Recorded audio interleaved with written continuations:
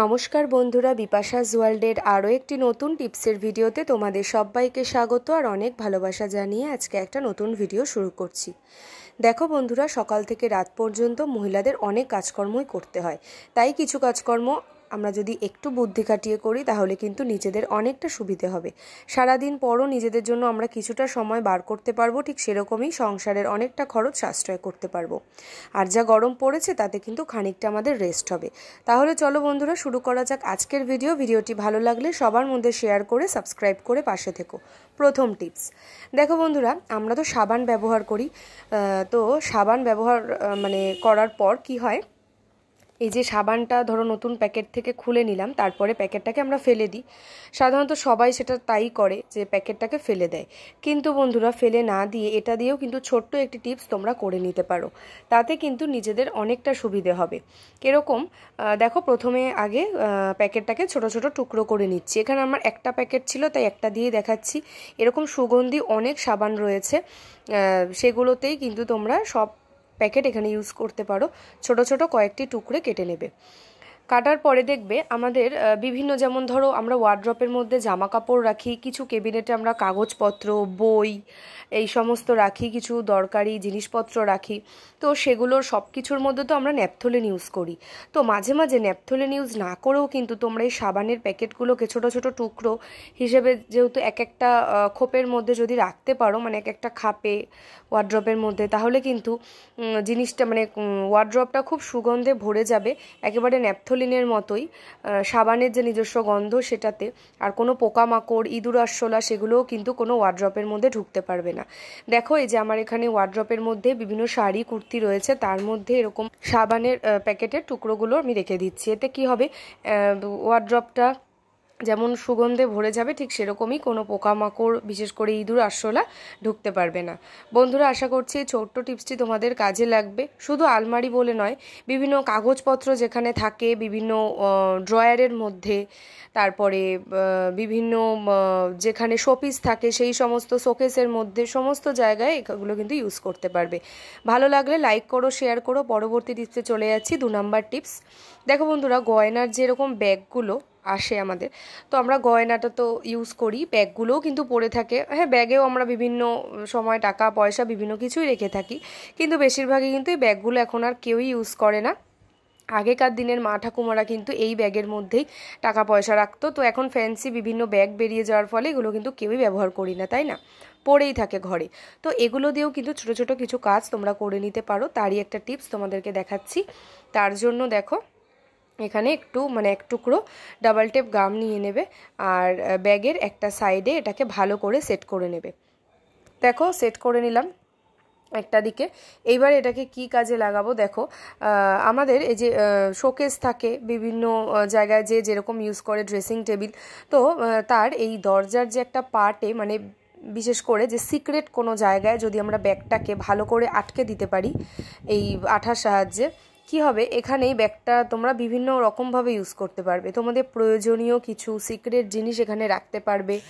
এছাড়াও কিন্তু বিশেষ করে টাকা পয়সা, তোমাদের সঞ্চয়ের যেটুকু টাকা পয়সা, সেগুলো কিন্তু তোমরা এখানে সাইড করে রাখতে পারবে গুছিয়ে। তার ফলে কিন্তু মাসের শেষে তোমরা কিছুটা টাকা হলেও কিন্তু জমাতে পারবে। তো এছাড়াও বিভিন্ন দরকারি কোনো চাবি, আলমারি, শোকেস বা দরজার কোনো চাবি, সেই চাবিগুলোও কিন্তু এরকম ব্যাগের মধ্যে যদি রাখতে পারো তাহলে কিন্তু হারিয়ে যাওয়ার সম্ভাবনা নেই। এছাড়াও বিভিন্ন প্রয়োজনীয়, এক একজনের এক এক রকম প্রয়োজনের জিনিস, সেগুলো কিন্তু তোমরা এখানে গুছিয়ে রাখতে পারবে। বিশেষ করে কি, এদিক ওদিক রাখলে সেগুলো ভুলে যাই, দরকারি জিনিস প্রয়োজনের সময় পাই না।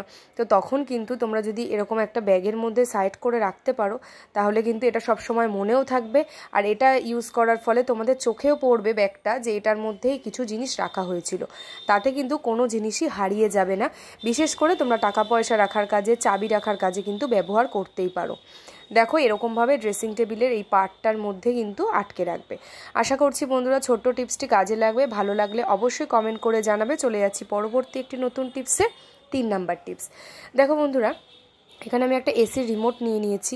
তো এই রিমোটটা সাদা, কি হয়, ব্যবহার করতে করতে হাতের যে আলগা একটা ময়লা থাকে সেই সাদাটা কিন্তু আস্তে আস্তে কালচে পড়ে যায়, সাদাটার মধ্যে কালো কালো ভাব হয়ে যায়।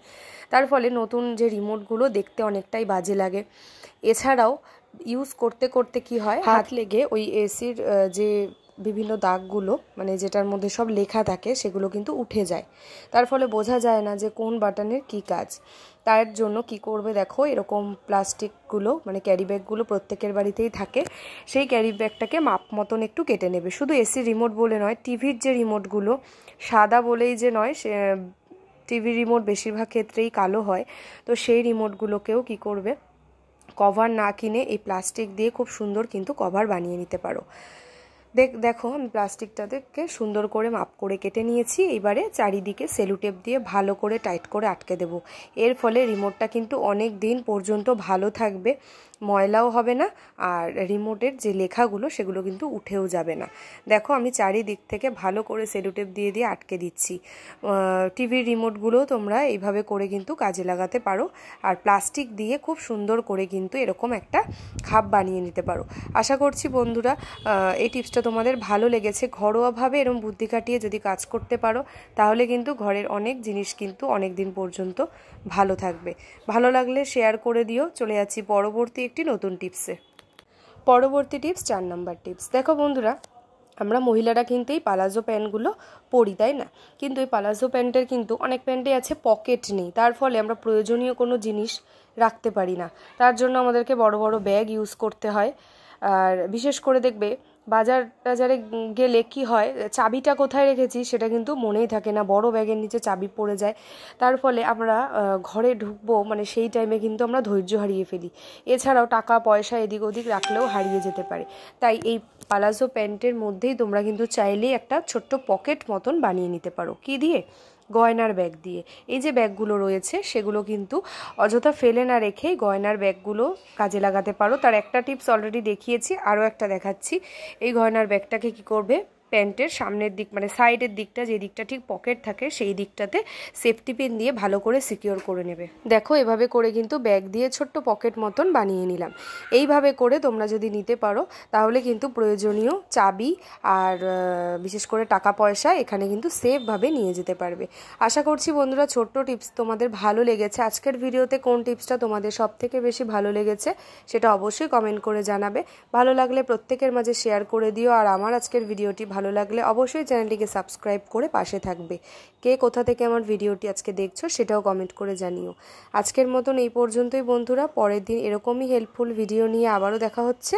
আর ততক্ষণ তোমরা সবাই ভালো থেকো, সাবধানে থেকো আর সুস্থ থেকো।